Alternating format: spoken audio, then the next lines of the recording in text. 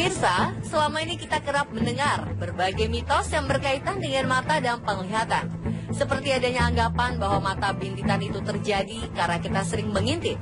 Tak diketahui dari mana asalnya, namun mitos ini sudah lama beredar di sekitar kita. Mitos seperti ini biasanya disampaikan dari generasi ke generasi. Namun tahukah Anda jika ternyata anggapan tersebut hanyalah sebuah mitos? Kalau memang itu mitos, lalu apa penyebabnya? Berikut kami siapkan untuk Anda mana fakta dan mana yang mitos seputar mata dan penglihatan.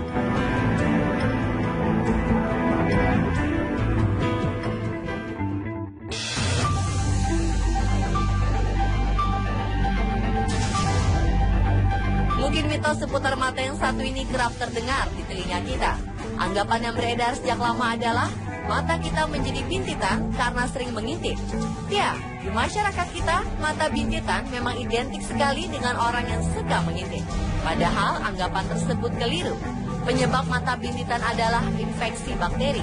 Dalam dunia kedokteran, bintitan atau ordilem merupakan benjolan kecil yang tumbuh di sekitar mata dan sekilas tampak seperti bisul. Bintitan terjadi akibat infeksi bakteri pada kelenjar sebasea di kelopak mata.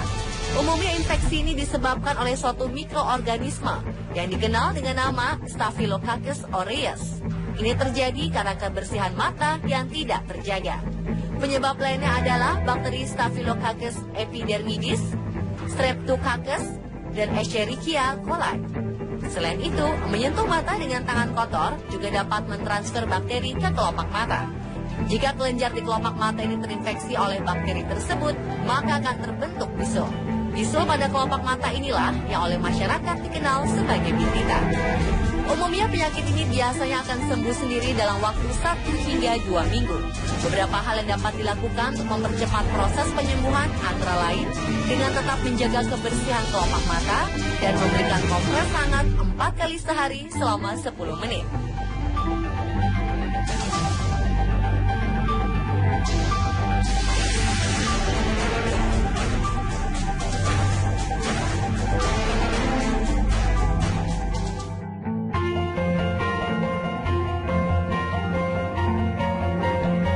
Di sekitar kita ada kabar yang beredar bahwa mengkonsumsi wortel dipercaya dapat menyembuhkan rabun jauh atau mata yang minus. Alasannya, wortel kaya akan vitamin A yang baik untuk kesehatan mata. Anggapan tersebut sepenuhnya adalah mitos. Pemberian wortel dan zat-zat makanan yang kaya akan vitamin A memang terbukti baik bagi kesehatan mata, namun bukan untuk menyembuhkan rabun jauh atau mata minus.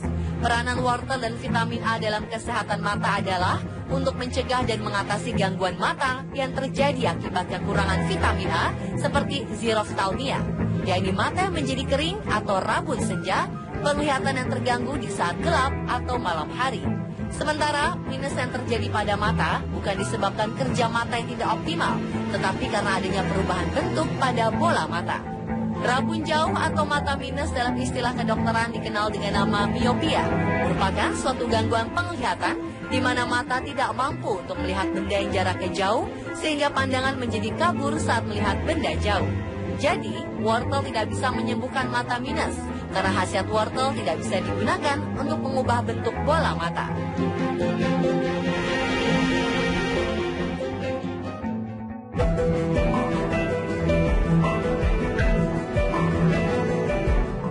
Mitos selanjutnya yang sering kita dengar adalah bahwa kacamata harus dipakai terus-menerus agar minus pada mata tidak bertambah. Mitos ini sama sekali tidak benar. Seorang dengan mata minus memang akan kesulitan melihat tanpa kacamata. Karena itulah sebabnya kacamata harus dipakai. Tapi tentu saja tidak setiap kesempatan kacamata harus dipakai terus. Jika pengguna kacamata melihat tanpa menggunakan kacamata, otomatis semua benda akan terlihat tidak fokus. Dan karenanya, mata akan dipaksa bekerja lebih keras untuk memfokuskan benda tersebut. Hal inilah yang akan menimbulkan mata menjadi cepat lelah dan memunculkan keluhan berupa sakit kepala, mata perih, dan penglihatan kabur. Namun hal ini tidak akan menimbulkan kerusakan jangka panjang terhadap mata. Fungsi kacamata itu sendiri akan membantu kita untuk melihat dengan lebih baik tanpa mata harus bekerja keras. Dengan menggunakan kacamata, maka penglihatan tidak akan memburuk dengan cepat. Tapi tidak menggunakan kacamata pun tidak akan merusak mata Anda secara permanen.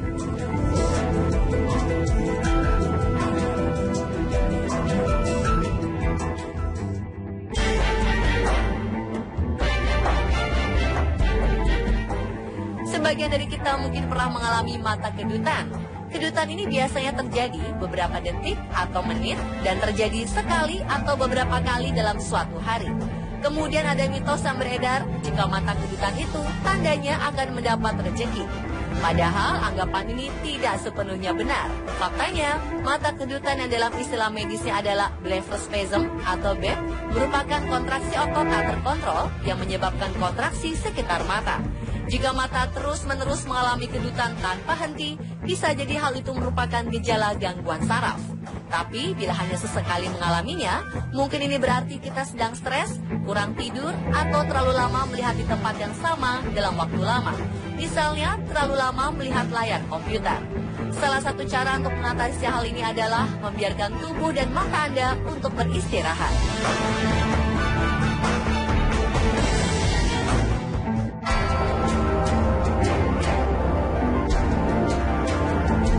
Selanjutnya adalah mitos bahwa membaca di tempat minim cahaya dapat merusak mata. Sebenarnya, hal ini tidak merusak mata, tetapi menyebabkan ketegangan pada mata. Sebuah penelitian yang diterbitkan dalam British Medical Journal mengungkapkan bahwa membaca di bawah cahaya rendah tidak merusak mata, tapi akan menyebabkan ketegangan mata.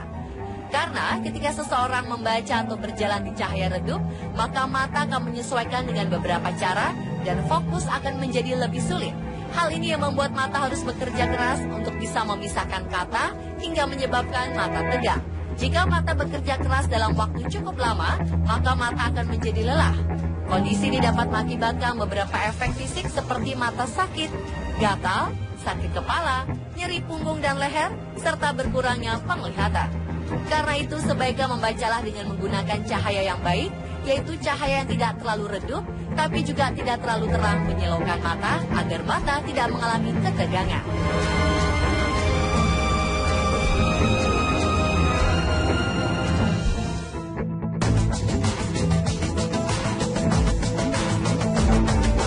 Anda punya hobi membaca?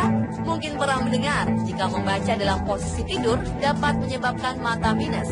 Namun ternyata posisi membaca sambil berbaring tidak berpengaruh dalam memicu timbulnya rabun jauh, tapi akan menimbulkan berbagai keluhan mata yang terjadi akibat mata lelah. Tanpa disadari, saat membaca dalam posisi berbaring, jarak antara mata dengan buku akan menjadi lebih dekat. Padahal jarak ideal antara mata dengan bidang baca atau buku saat membaca adalah 30 hingga 33 cm. Pada saat itu, tiduran ataupun berbaring akan sangat sulit untuk mempertahankan jarak baca ideal tersebut. Ketika jarak antara mata dan buku bacaan semakin dekat, secara tidak langsung, mata akan dipaksa untuk bekerja lebih keras melihat tulisan yang ada di buku. Hal ini akan memaksa mata untuk berakomodasi terus-menerus agar bayangan jatuh tepat di retina. Mata yang berakomodasi terus-menerus akan menjadi cepat lelah, sehingga timbul keluhan-keluhan seperti pandangan menjadi buram, mata perih, sakit kepala, dan lain sebagainya. Oleh sebabnya, membaca sambil tiduran atau rebahan sangatlah tidak dianjurkan.